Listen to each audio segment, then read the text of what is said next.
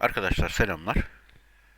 Şimdi bugün yine hafta sonu olduğu için sadece kriptolar açık ve videoya başlamadan önce videoda kullandığım yani trade için kullandığım algoritmaya nasıl ulaşabilirsiniz onun da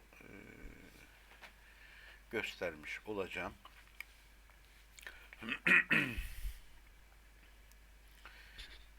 Şimdi benim bu yeni açtığım YouTube kanalında burada bakın 3 tane bağlantı linki görünüyor.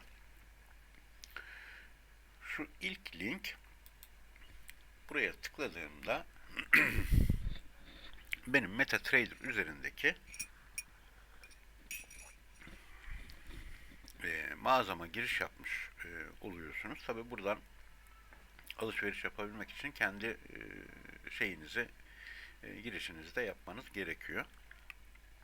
Şimdi burada 5 tane ürünüm var. Zaten bunun bir tanesini açılan pozların durumuyla alakalı bir indikatördür. E, Şu benim kullandığım Expert Advisor MetaTrader 5 için yine bunun aynı şekilde MetaTrader 4 için olanı da var. Bu 4 için olandır. Bu 5 için zaten 5 için olan da üstünde MQL5 yazar. Bu indikatörü kullanarak çok küçük bir canlı hesap üzerinden çektiğim videoların kaynağı olan hani hesabı da buradan takipte edebilirsiniz. Bu da bir sinyal hesabıdır. Buradan buna tıkladığınızda benim kullandığım e,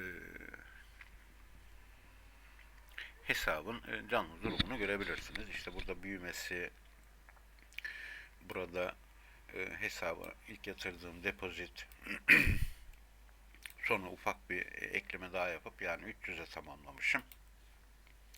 Ve yaklaşık 11 haftadan beri bu hesap bu algoritmayla çalışıyor.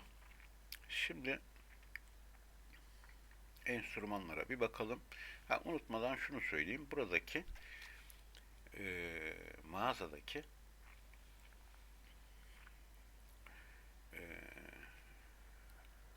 algoritmalar yani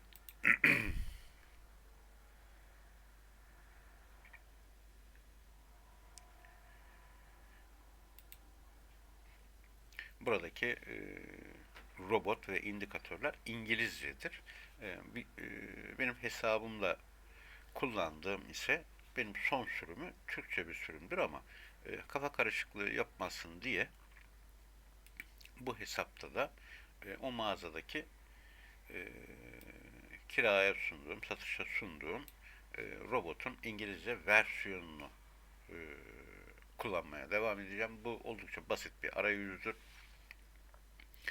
Algoritma bize burada fiyat hareketine göre 3 tane olası alım noktası veriyor. Bay 1, Bay 2, Bay 3 ve yine 3 tane de sell noktası veriyor. Bunun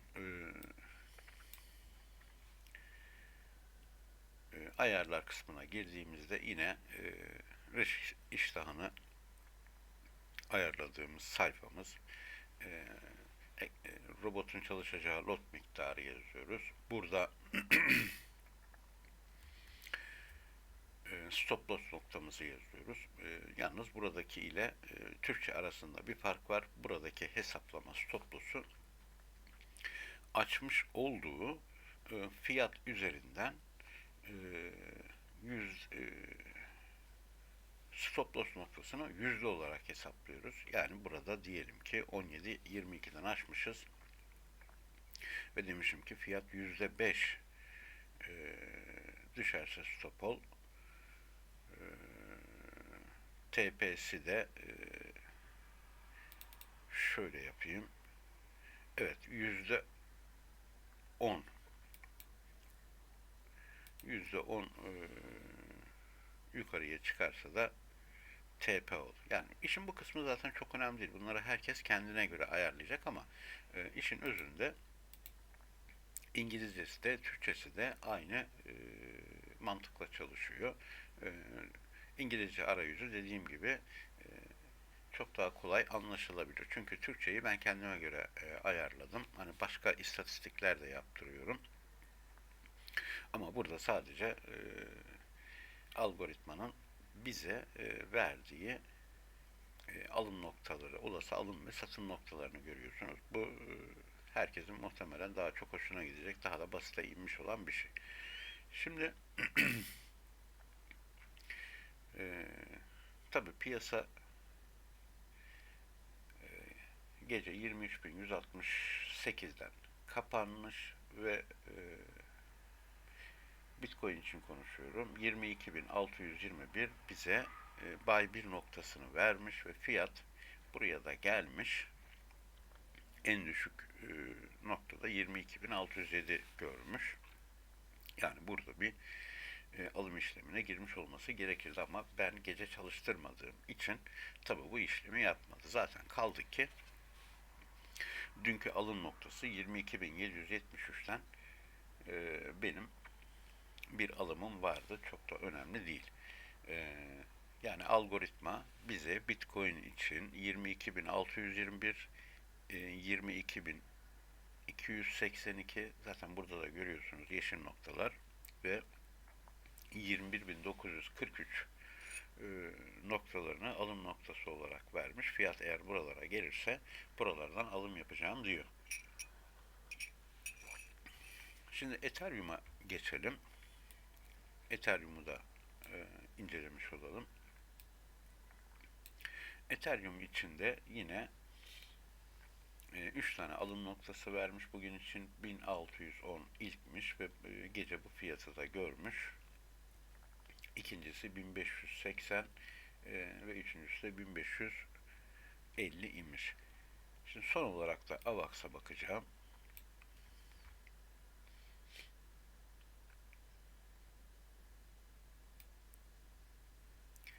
AVAX içinde 16.37, 15.77 ve 15.19 alım noktası olarak algoritma bu noktaları buy noktası olarak bize işaretlemiş ama AVAX'ta gece herhangi bir o seviyelere bir düşüş hareketi görülmemiş. Şimdi burada bir şey daha göstereyim.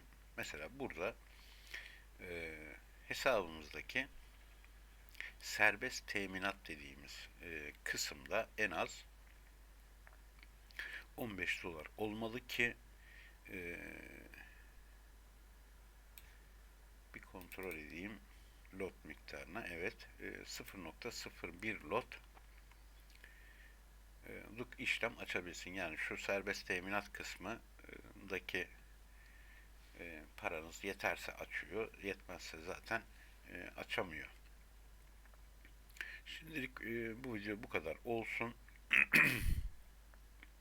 Önemli bir hareket olursa tekrar videoya ek yaparım. Herkese kolay gelsin, iyi çalışmalar.